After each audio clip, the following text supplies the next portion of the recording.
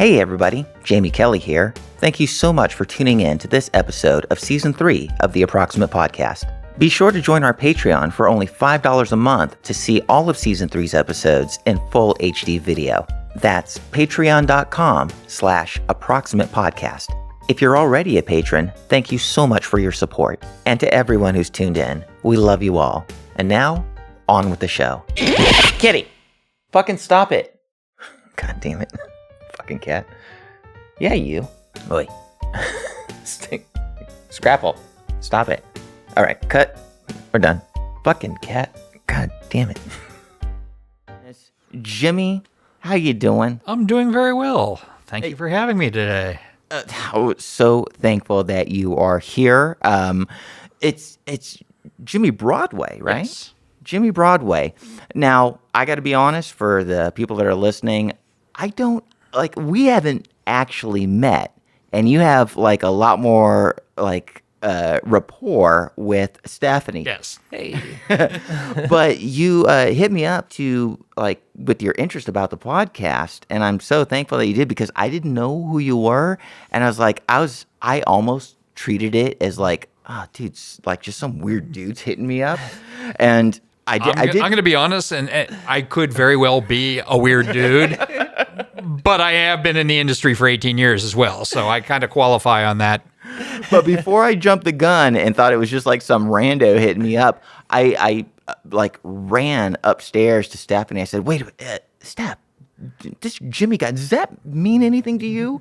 And she was like, "Son of a bitch, Jamie, we have to have him on the show." I was like, you really don't know who he is? I didn't know who you were, and now I'm learning now. But just for to get it right out of the way for the sake of the listening audience, who are you and what do you do? Who am I? I am a lifestyle fetish and BDSM player who 18 years ago, through a weird sequence of events, ended up producing, directing, and performing in adult fetish videos. And you wound up here. Yes. I'm so sorry. No, I can't. Every life has its peaks and valleys. Shoot for the moon. And I'm not going to say anything more than that. Shoot for the moon, you hit the brick wall. Well, this is a podcast that is all about our guest stories. And so I believe this story, every story should start at the start. This story starts with you and Stephanie's relationship. How did you guys meet, that you know him so well? I think was it prior to that? I think I shot prior for Groovy at y'all's place. I think Blackie. Around what time was this? Back when Blackie was directing for Groovy, you were probably came in with him. Yeah. I think that's the first time that I went to Severe Society. Just let me interrupt right here. I know between y'all's gabbing, you're going to throw out a lot of terms and a lot of names that I'm not familiar with. Yeah. So I'm going to ask, and for the sake of our listening audience, for their benefit, what is Severe Society? I was just about to say that. So it's Jimmy and Dee's production company, Dee Severe and Jimmy Broadway's production company. Going back a little further than that, Severe Society was originally a live performance troupe. Really? In Los Angeles. Used to play clubs like Bunker, Hell, Cinematic. Shit, I didn't even know. And when we got our start, we were working with two of the members of the group, and the group had kind of fallen apart at that point. Several people had moved on.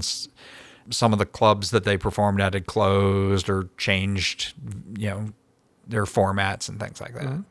And we were kind of kicking around for a name for the production company. And Sal, Sir Nick, who at the time was probably our main dominant male performer, suggested adopting the Severe Society name. And they talked it over with the remaining members of the group. Nobody objected to it. And we became Severe Society Films. And then about 10 years later, we were kind of doing a reorganization of our stuff. We had just signed with a new distributor, and he wanted to kind of rebrand us and show that we were taking the next step forward. That nothing wrong with what we had done before, but the new stuff was going to be, a little more polished, with a bit more, basically applying a lot of the stuff we had learned along the way and giving it some more production value and taking in a few more, because a lot of there are two schools of thought on fetish films, and one is no sex whatsoever. That like fetish people don't have sex; they just do their fetish things, and then there's the other school where it's part of their active sex life. And we had started in the first school and we're moving into the second school, so we rebranded as Severe Sex, which we actually took from the name of one of our 4 clip stores on Clips for Sale at the time. And our distributor Howard said, "Yeah, that's the one. That's going to work." And so for the last 10 years or so, we've been Severe Sex. Damn. Oh, I see. Quick question: do you find, like, business-wise, that they're for the purity of the fetishists versus incorporating fetish into sex? Was there a monetary difference, or was that something that was taken into consideration to bring fetish into a more sexual avenue? Honestly, I think you hit a wider audience by bringing the sex into it, because that's the way a lot of people play. Yes, they're the purists out there, or, I mean, there's some people who, are in a committed relationship with one individual. And then they, either behind their back or with the understanding of that individual, go to somebody else to get their fetish needs satisfied. Unfortunately, sometimes it is the behind the back thing, which I understand the reason for it, but I don't agree with it.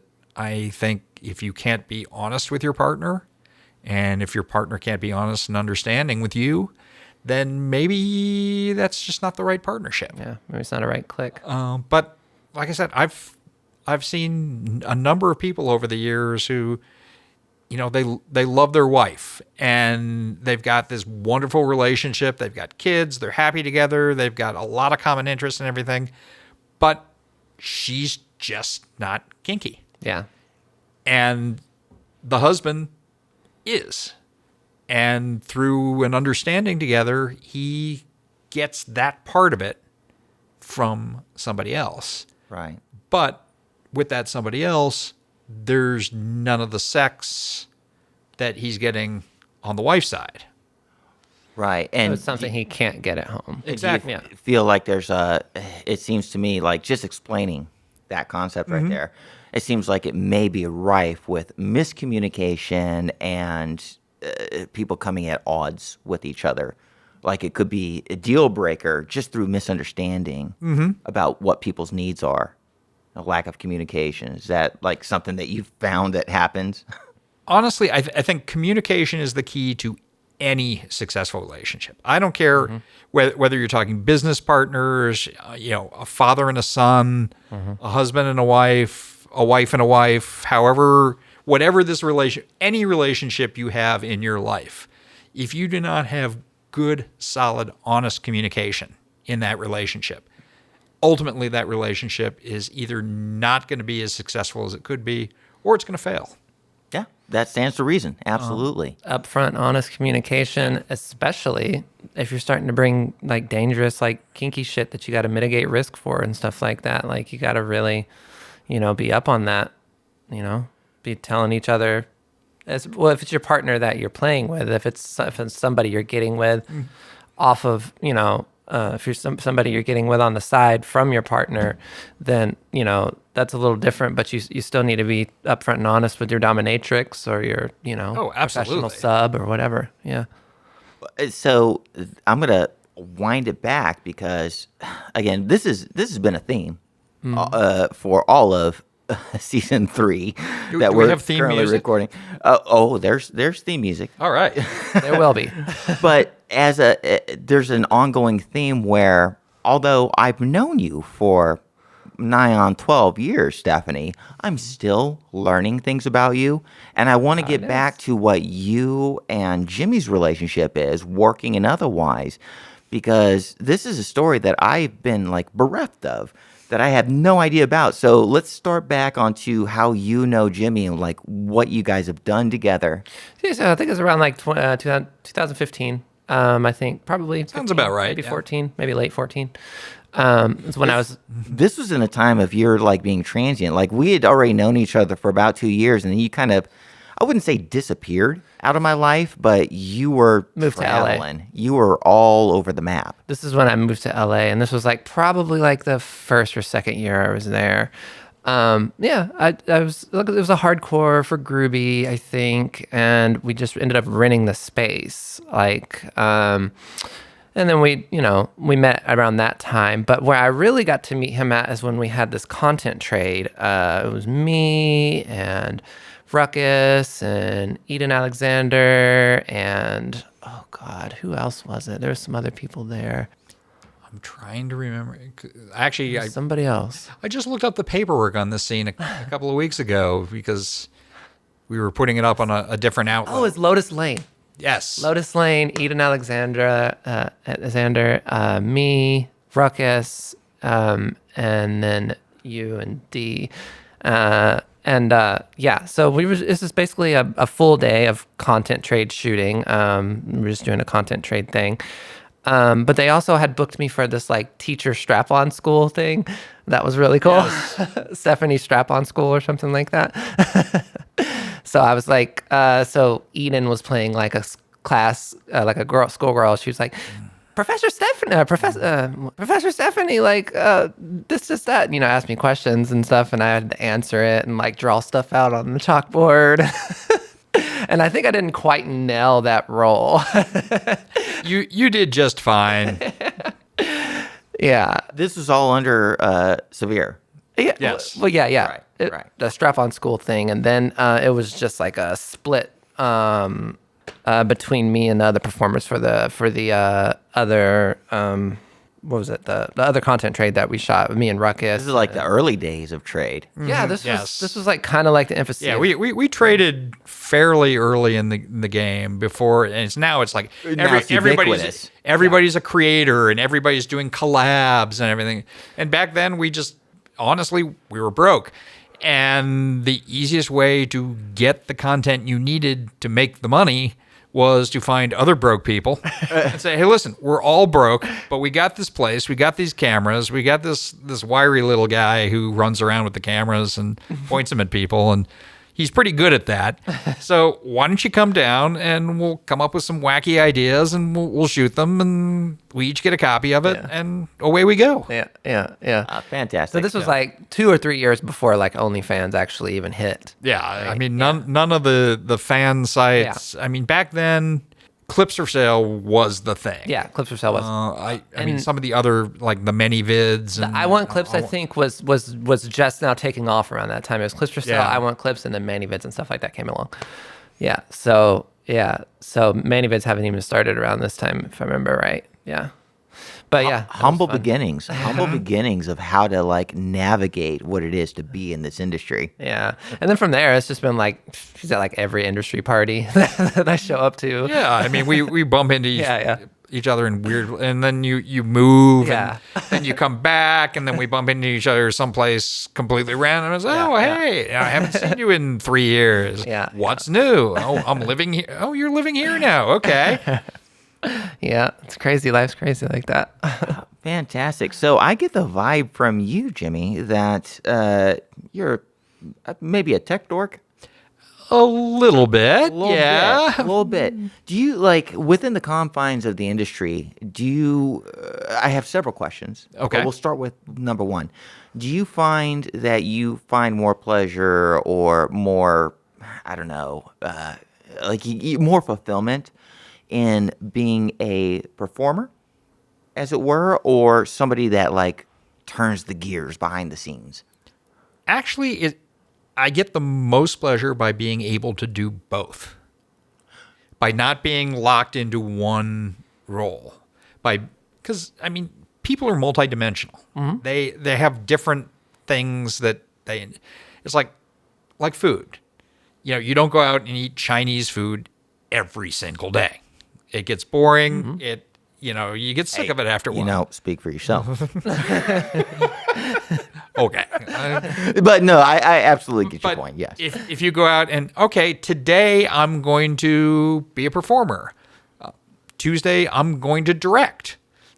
Wednesday I'm working on the crew, setting up the lights and making sure the sound's working right. This is very interesting because this is something that has been brewing in the back of my head that I've always wanted to bring up.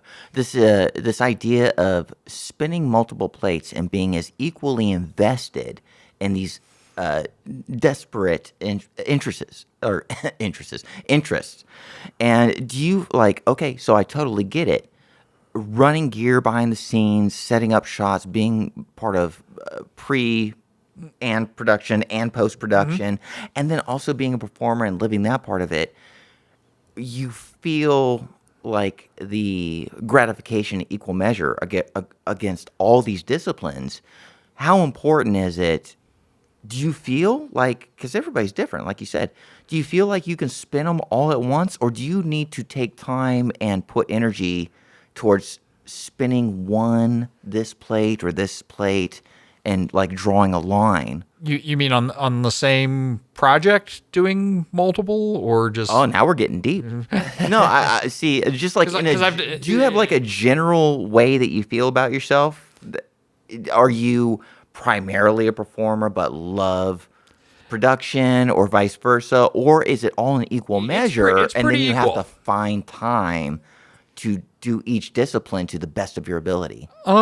It's pretty equal, and I don't really feel. I mean, there've been occasional times when I felt, that one area is kind of falling behind. It's like I haven't been about a year and a half ago.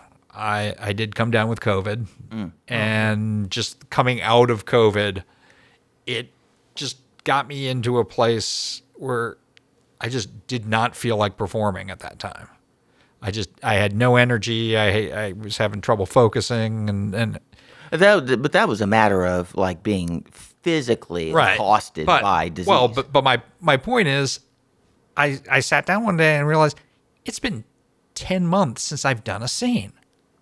I really need to get back and do scenes again. I miss it. I miss doing that, and I really need to be doing it again. And I think that was an extreme example. But if I go for a stretch where I'm focusing more, and it's just fate the way, you get booking, because I shoot for us, but then I also shoot for other companies. Right. And then I do trades with other performers. But then for our company, we get into projects like right now, my wife Dee is directing a feature. So I'm doing one scene in the feature, but because it's a feature, I can't be in a ton of scenes. So I'm focusing more on technical stuff for those other scenes. Right. So, just, random scheduling demons come up, and you don't get an equal divide between the three. And sometimes you just have to, take a step back and do a little push in one direction, or push, look for some more. Yeah, no, whether it's more performing gigs, or whether it's, just telling a friend, hey, listen, I want to get back behind a camera for a couple of days. If you need a hand, let me know, and I'll come down and shoot some stuff for you. I find more often than not that what you just described is absolutely the case for those of us that are invested. And I wouldn't even say that it is I wouldn't say that it's a thing that is just partial to being in the adult entertainment industry, but a creative. Somebody that wants to make stuff, somebody that's imbued in living life and making stuff and being amongst people and having these passions to create. You find yourself at all sorts of odds, depending upon what life throws at you, and you Exactly. got to start making decisions, no matter where you are in your own head. You know, you have to call. You have to answer the call. It's like I always say, sex work is nothing if it's not adaptive, right? Yeah. It's a very adaptive. Yeah. And it's like anything in life. You need balance, and sometimes just the situation throws you off balance, and you've got to push down on that other side of the scale and get it back balanced. Yeah. Absolutely. Absolutely.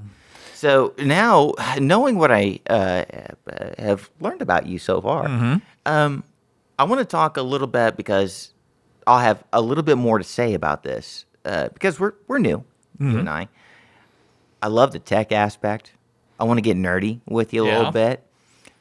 From your nerdy side, from your production side, what do you favor more? Are you into videography? Are you into photography? Do you find more solace in editing and post production? I've been doing stuff related to this for going back into high school.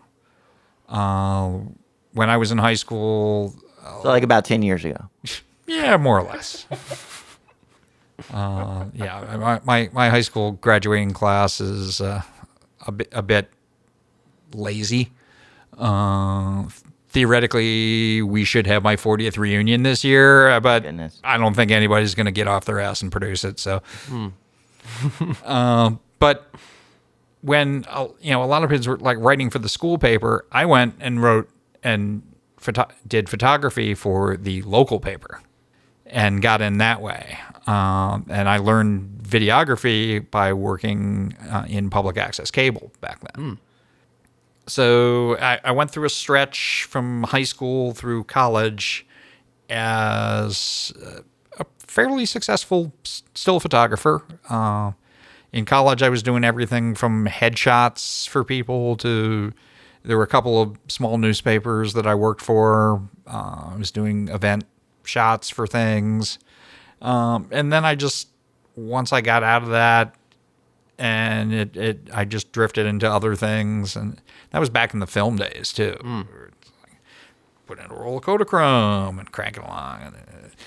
But now with digital, it's some of the concepts are the same, but it's a whole different world, and you can do so much with it. And so I still do a little photography, but video is more my thing. It's the same, roller coaster thing with post. Now I'm really not a big post-production person. Really? You delegate those responsibilities? Well, Dee is a very good editor. Oh. And she... let me just interrupt for a moment. Forgive me. But we keep mentioning the name Dee. Yes. Who is Dee, and how did they play into Severe? Dee is my partner in everything. We've been together since 1998. We've been married since 2001. We got married 1 month after 9/11, which really made the wedding interesting. I imagine. Well, we were living in LA. Most of my family is back on the East Coast, and we figured, okay, wherever we go, we're gonna make half the people travel, and that's really not fair to the other half. So let's just make everybody travel. And we got married in New Orleans. Wow. Picked a nice middle spot, a city that we love, and went down there. But like I said, it was a month after 9/11.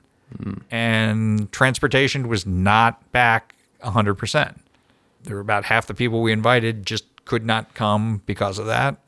There were others that, that drove, for 3 days to get down there with their screaming children. I do not understand how they manage that, but I thank them for it. She is it's y'all's business. Yes. Severe we're Dee and Jimmy. We call it a dom and pop operation. Nice. Nice. But her specialty is the post-production side of it. Over the years, she has learned to shoot much better than she did when she first picked up the camera. She's actually now pretty good at it. Yeah. But she does the editing. She writes a lot. She loves to direct. I mean, for me, I kind of got burned out on editing because I learned how to edit. And a lot of people out there have no idea what this concept is. Linear editing. Oh, yeah. Yeah. Yeah. So you learned editing cut on the film.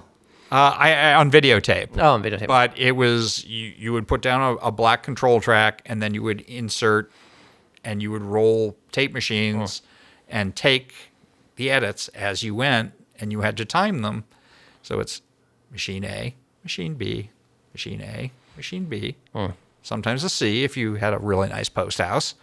But it's a tough way to edit. Yeah, And yeah, it it's brutal, and you were left with like what was captured on camera. Yeah, You know, the heavy lifting had to be done in camera. exactly. Yeah. And now what's called nonlinear editing, which is All your editor programs. pretty much all the the computerized editing that's done now. I mean, you can stretch things, you can insert things, you There's can Control Z. Yeah, exactly. Once you had recorded over something, it was gone. Let me ask We you did this. that many times, and it was unpleasant. Do you have dark feelings about that? Are you wagging your finger at the new generation, going, "Well, things would be better if you just did it the way I did because you had to put in your fucking elbow grease." Honestly, I think they would have a much greater appreciation of what editing is if they had to do just one project linear. That's fair. And just That's like fair. I mean, it's like a lot of things. If you do it once the old way, not every day the old way, but just do it once the old way to see what that was. Right. Tough it out. And then that will give you a greater appreciation of the tools that you've got to work with now that we couldn't even dream of back then. Right. Now, those tools to do that job, linear editing, are probably hard as hell to get a hold of now, aren't they? No, I've actually got a friend who's got 4 1-inch machines in his warehouse. Oh. He's not sure what to do with them, but But that's from that's from that time, though. Yes. Yeah. yeah, 1-inch videotape was popular from, I'd say, like early 80s into mid 90s.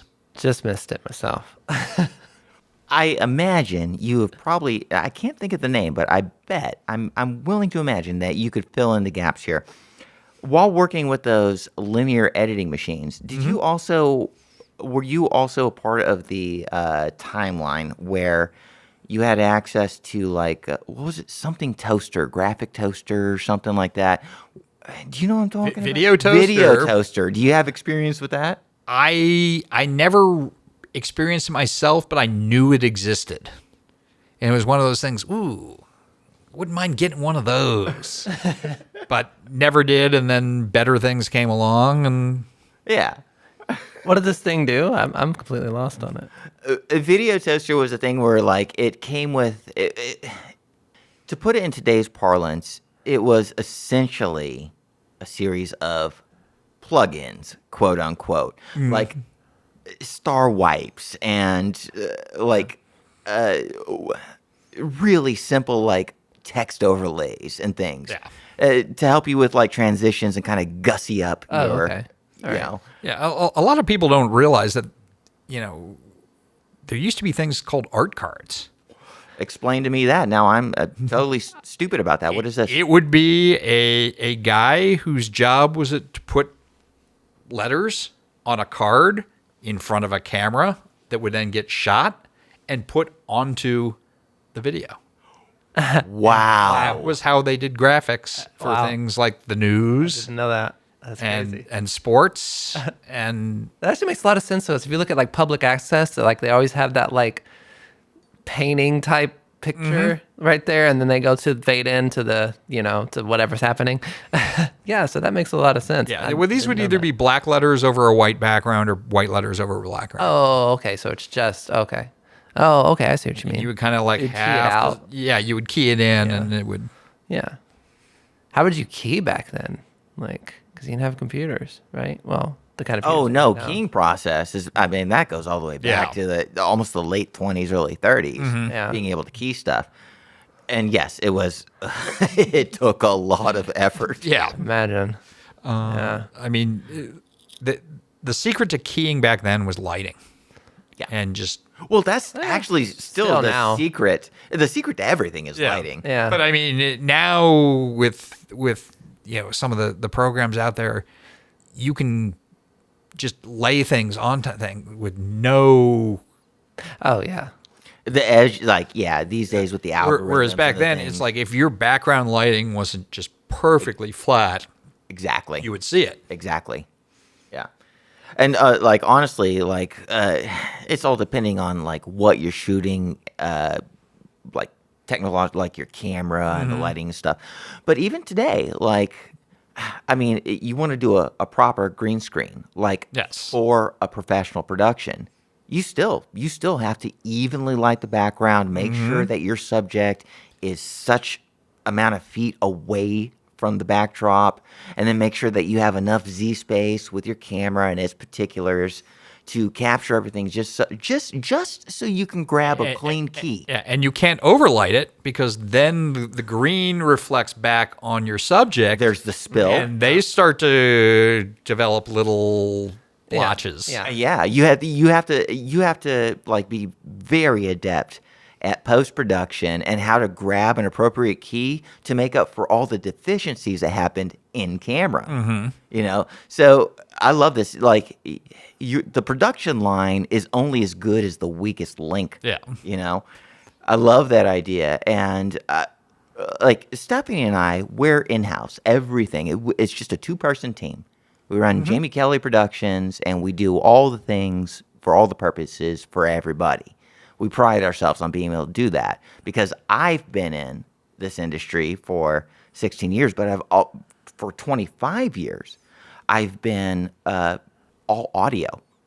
So, you know, dealing with like disseminating information across the, entire electromagnetic spectrum as a creative and as a person that wants to get things done for your clients and for yourself to express, you have to know so much. Yes. You have to know so much.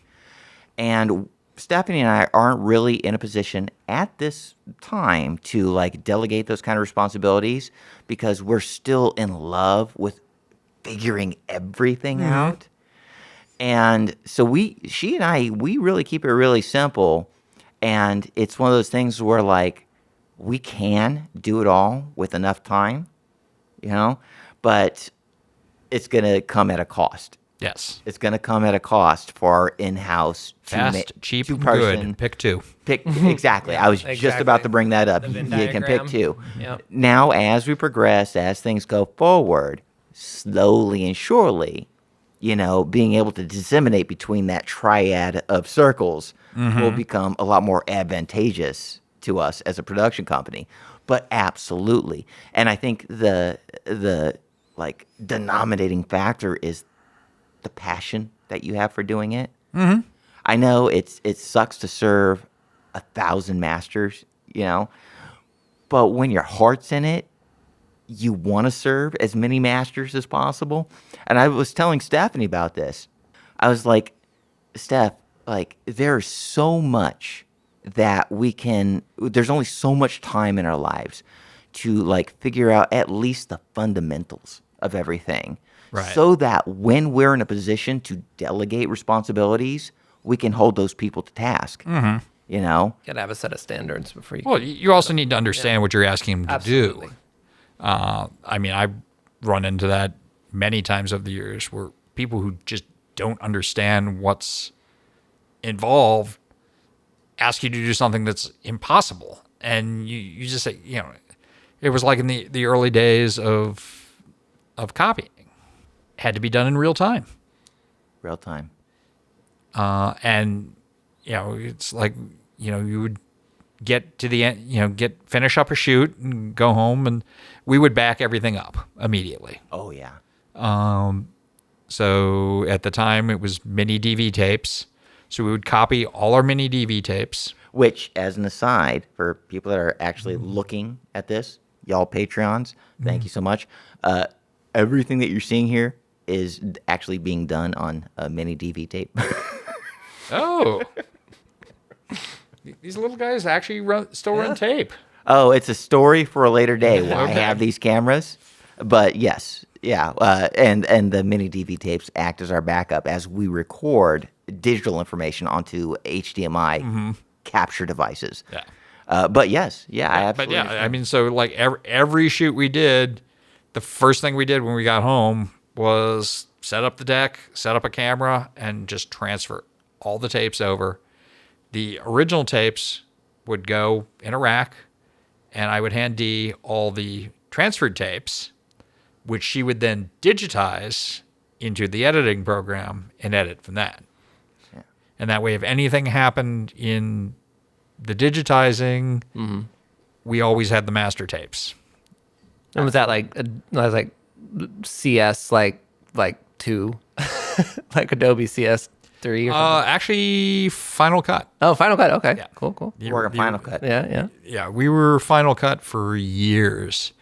And she hung on to Final Cut 7 forever.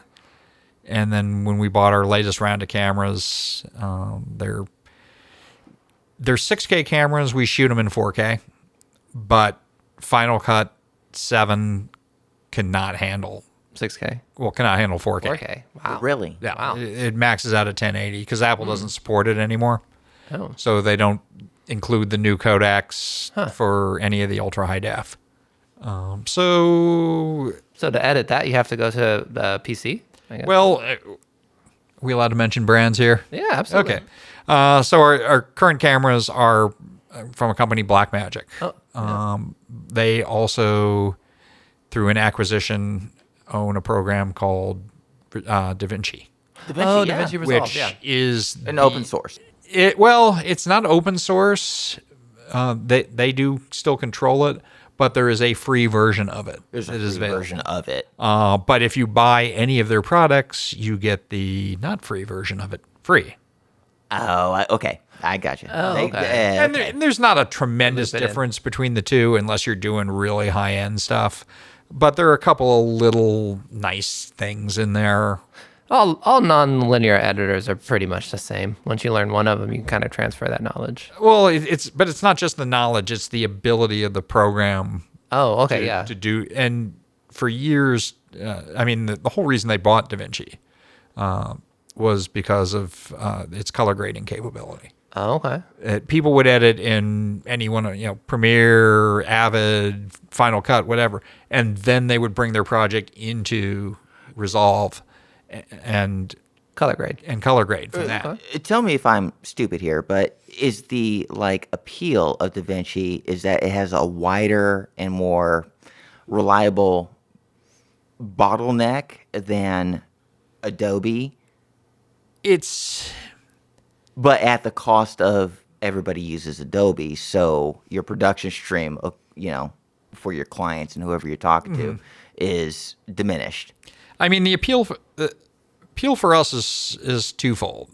One, just because the programs are different. They do a lot of the same things, but they've each got the little things that they do really well. And DaVinci Resolve is really good at fixing things. So like any footage you put into it will you don't have to worry about it not playing, because I have that problem with Premiere sometimes. Yeah, I mean, re-render it's it. very format agnostic. Okay. But it's in terms of correcting problems with the footage. It's Oh, okay. really good. Like I said, they originated as the gold standard color grading program, and since then they've been developing a lot of the other aspects of it. I've heard all about the color science behind it. Actually, I never have checked out DaVinci Resolve, but yeah, it's something I've. It's a really nice program, but we had someone working for us had a bit of a drinking problem, and managed to push the ISO on the cameras to 8,000. Jesus. Is this what I'm thinking of? Probably. Yeah. What? I mean, that's such a weird, dumb, simple mistake. Yikes. I was just amazed because I never Wash that realized image that out. those cameras could actually go to an ISO 8000. Not quite sure what you'd use it for, but it's interesting. I don't know that that's a drinking problem. That's just even like, dude. Like an in-camera Luma wipe. I don't fucking know what you're trying to do. But we brought it into DaVinci Resolve and were able to make usable footage. There was enough headroom. Yeah, and the nice thing now with a lot of our legacy content is that we were able to take stuff that was shot, in standard def, 480, and up-res it to a respectable 1080. high definition. Yeah. Well, like no, you don't just drop off like 1080 or like 1280. Honestly, I don't know. Bigger than it was, but Yeah. respectable. Yeah. Okay. I mean, like I said, I know it's in the realm of high def. It is not ultra high def. Sure. Okay. So You can't get 720 that out of by 10. 480 no Yeah. matter what the Yeah. circumstances are. But it is it's watchable content still. And Yeah, Whereas a works lot on cell phones, works on computer monitors. yeah. Yeah. We had a project like that not long ago. We were doing archive footage that was a bunch of it at 480 and 640 and stuff like that, and just had to blow it back up to 1280 for archive reasons. Yeah, and for archival digitalizing. reasons and for, now we're getting into the fucking thick of it. Like the behind the scenes of assuaging, clients' demands. Yeah. Sometimes you take a 480, a 720, and it needs to be at a certain form factor, and you do what you can. You use the best tools to your avail, and you pump it out, and this is okay. I know. I don't know who's going to be watching this. I don't know if I'm going to get myself in trouble or anybody else in trouble, but sometimes you bump it up and you just wait. You let it go. You give it to the client. Mm-hmm. And then if they don't notice, safe. Safe. I mean, and the customer will hardly really ever notice. Like they're not really looking at it for. No, because you know what? They're normally checking it out on their cell phone. Yeah. They're normally checking it out on a computer screen. Nobody is double checking your work on a fucking 4K, 80-inch fucking. Yeah, and they're not gonna expect archive footage Yeah. to be up to today's standards on a 40-inch TV or whatever. And it's kind of part and parcel of the kind of stuff that we edit. It's not about the technical amazing stuff that you can do with amazing gear. It's about the dick went in the butt, and It's a guy using that one and hand it over and it here looked and one- and it looked like the dick went in the butt. Paid. Here's your invoice. It's a guy with one hand over here, one hand right here, and that's all he fucking cares about. But I mean, you don't want to make it look like the Japanese stuff with the interlacing and all. Oh no. You want to make it Yeah. as clean and crisp as possible, and Stick it to a good frame rate, Yeah. Stick to the same frame rate you've always used. Oh no, I'm not for one instance saying that we're not going to do the best that we can for our clients. I'm saying that there are some things maybe they don't need to know. right. That's all I'm saying. Yeah.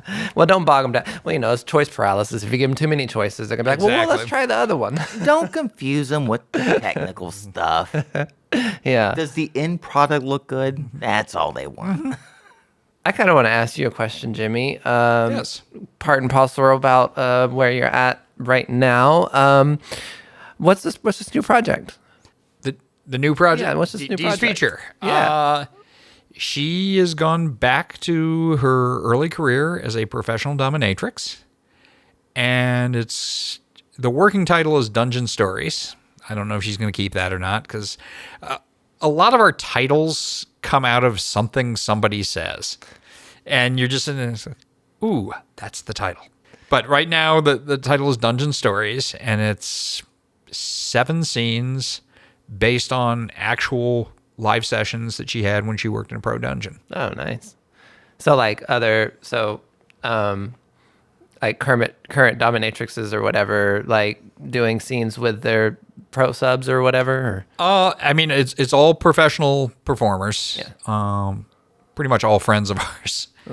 But trusted. Yes. long-term Yeah, of course, friends. yeah. I mean, and after we talk about this, we can talk about the whole shooting slave thing, which I think is, I mean, I get why people do it, but you get what you pay for, and somebody who's performing for you for free Yeah. is not necessarily the best option. Absolutely. Just like when if your sub wants to do the camera work, if he's not good at cameras, you're gonna probably get a potato. Yeah. Yeah. This is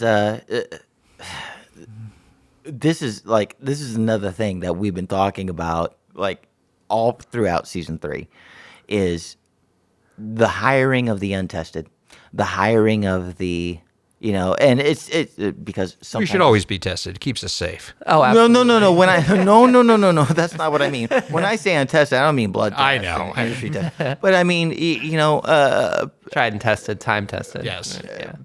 picking up folks from the curb. Sometimes everything, like all the stars have to align to like give somebody a chance, But then you find yourself in a position where like you're witnessing some of your best friends and compatriots like just hiring folks essentially quote unquote off the street, and you're like, no, don't do that. Don't do that. Yeah, there was a director I used to shoot for, and for the sake of argument, let's say his production help budget was $300. It was more than that. He paid a relatively living wage, I'm assuming, but rather than taking that $300 and going out and finding one really good second guy who like knew the camera and knew lighting and knew sound and was really an asset to the production, this guy would like chop it up in 3, go out and hire 3 knuckleheads, and he spent half his time on set just trying to wrangle them. It's like, you need lube, and the guy who's supposed to get the lube is out back smoking weed, and then you're done with the first girl's pretty girl, and you're looking for the second girl to shoot her pretty girls, and guy number 2 is hitting on her in the kitchen and really pissing her off. And they're just, I mean, they would set lights up wrong. They would set booms up wrong. They would forget to charge the camera battery. I mean, it was just nonstop, just avoidable mistakes. And it's like, why he didn't just spend the money on one good guy instead of 3 bad guys, I will never know. I guess he thought power in numbers, but it's just going to be more work if they don't know what they're I think doing. part of it was power too. You Yeah. wanted guys that you could boss around and yell at. Oh, well, I guess there's that side of power too. Yeah. Yeah. But still, I mean, get one good one. Guys, I hate to say it, but we're Already coming there? down to the brass tacks. Oh boy. We're coming down to the bleeding edge. And here's the way that like we try to wrap up the show. Again, With a musical number? in post, you'll hear it. Will there be dancing? Cue the showgirls. There will indeed. But before we have the dancing girls come on with their French kicks and their stuff, I gotta ask you one thing. Just to wrap up the show, put a nice bow on it. If there were 3 pieces of advice that you could give folks entering the industry, this is from your perspective, Okay. 3 pieces of solid advice, what would they be? Entering the industry in what capacity? Whether it be production or performer. Either Yeah, one, again, 'cause this you is got from your perspective. You got experience in both sides, so. Oh, okay. Just because the advice would be different depending on the role. And that of course, keep in mind, we have been interviewing so many people with so many different perspectives. We get all kinds of amazing 3 pieces of advice. So from your perspective, what would you tell somebody based off of your experience that they ought to do coming in? Number 1, consent. Absolutely. Everything. Just from the very beginning, even if, the director, if you're directing, make sure that your performers are having the consent conversation. If you're a performer and your director isn't asking for it, you ask for it. Consent. that honest, open communication with your scene partner, with the people you were shooting, to make sure everybody knows what you want, is comfortable with what you want, and won't have any problems giving you what you want. I love this right away because it actually circles back to immediately what we were talking about at the beginning of the podcast. Communication Yes. is key. That is the root. Number 2, respect, which is kind of blends in from the goes consent. along. But for everybody, you have no idea who the other people you are working with are. Treat them the way you want to be treated. Your makeup artist, On a, your PA. on a good day. Yeah. But I mean, early on, or like middle of my career, I would be on set for other companies, and they would bring in performers who had no idea who I was, and they would just show total disrespect because, oh yeah, he's just the husband. I'm here, in a cuckolding scene. He's just the husband. I don't care about him. And it's whatever. It's like I want to focus on the guy I'm having sex with, and I want to make sure the director is happy. And you have no idea, especially in this day and age, what the other people on set also do. Because I mean, there were, I'd say, at least 50 performers who lost work from us just because they didn't show everybody respect. They figured this guy isn't important. I'm going to blow him off.